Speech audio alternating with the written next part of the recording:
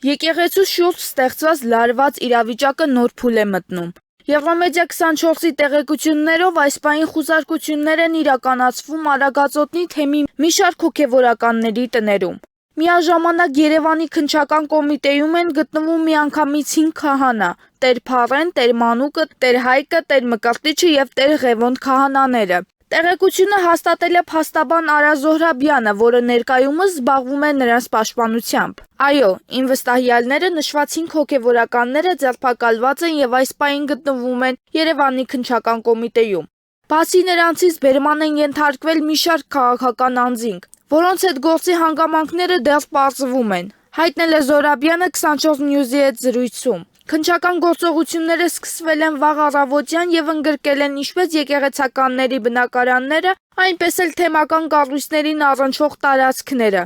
Նշվում է, որ Արագածոտնի թեմից բերման է ենթարկվել միանգամից 6 հոգևորական, ինչը վերջին տարիներին աննախադեպ դեպք է։ Ավելի վաղ ձերբակալվել է նաև Սաղմոսավանքի հոգևոր հովիվ Տեր Փարեն քահանա Առաքելյանը։ Նրա տունը խուզարկվել է, այնուհետև նա տեղափոխվել է քննչական կոմիտեի ծանր հանցագործությունների բաժին։ Նմանատիպ գործողություններ իրականացվել են նաև Արագածոտնի թեմի առաջնորդ Մկրտիչ եպիսկոպոս Պրոշյանի բնակարանում։ Նրա խուզարկությունից հետո, ըստ փաստաբանի, Պրոշյանը բերման է ենթարկվել, սակայն նրա գտնվելու վայրը մինչ այժմ անհայտ է։ Մկրտիչ Սրբազանի գտնվելու վայրը հայտնի չէ, քննչական կոմիտեն տեղեկություն չի հայտնում, իսկ քննչական խմբի ղեկավարը հայտարարում է, որ տեղյակ չէ, թե ուր է նա։ Սա Մկրտիչ Սրբազանի իրավունքների կոպիտ խախտում է, գրել է փաստաբան Արա Զոհրաբյանը։ Փաստաբանի խոսքով պետական մարմինների այս վարքագիծը առերևույթ համապատասխանում է քրեական օրենսգրքի 451-րդ հոդվածին։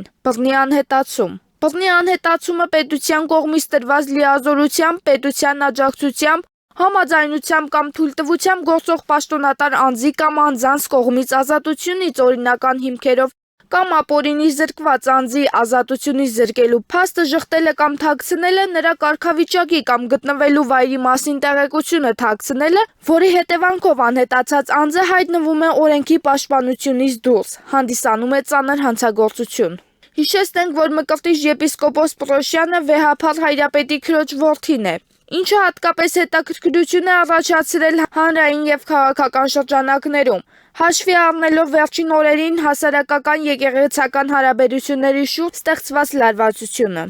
Ներկայիս գործողությունները շատերի կողմից դիտարկվում են որպես շարունակություն Տեր Արամ քահանայի սեպտեմբերի 16-ին հանրային հեռուստաընկերության տաղավարում արված աղմկահարույց հայտարարությանը։ Այդ ժամանակ Տեր Արամն ասել էր, որ 2021 թվականի ընդդիմության ցույցերին մասնակցել է ոչ թե սեփական ցանկությամբ, այլ վերադասի հրահանգով։ Այդ հայտարարությունից հետո ՀՀ գլխավոր դատախազությունը գործը փոխանցել էր քրեական ոստիկանության գլխավոր վարչության Երևանի քաղաքային վարչություն, որտեղ սկսվել է նյութերի նախապատրաստում, բացահայտելու արդյոք եկեղեցու վերադաս մարմինները ցուցում էին տվել քաղաքական ցույցերին մասնակցելու մասին։ Այժմ դիտարկվում է, որ վերջին ձերբակալությունները կարող են կապված լինել նույն քննության շրջանակների հետ, սակայն իրավապահ մարմինները դեռ չեն հրապարակել հստակ մեղադրանքներ կամ գործողությունների հիմքերը։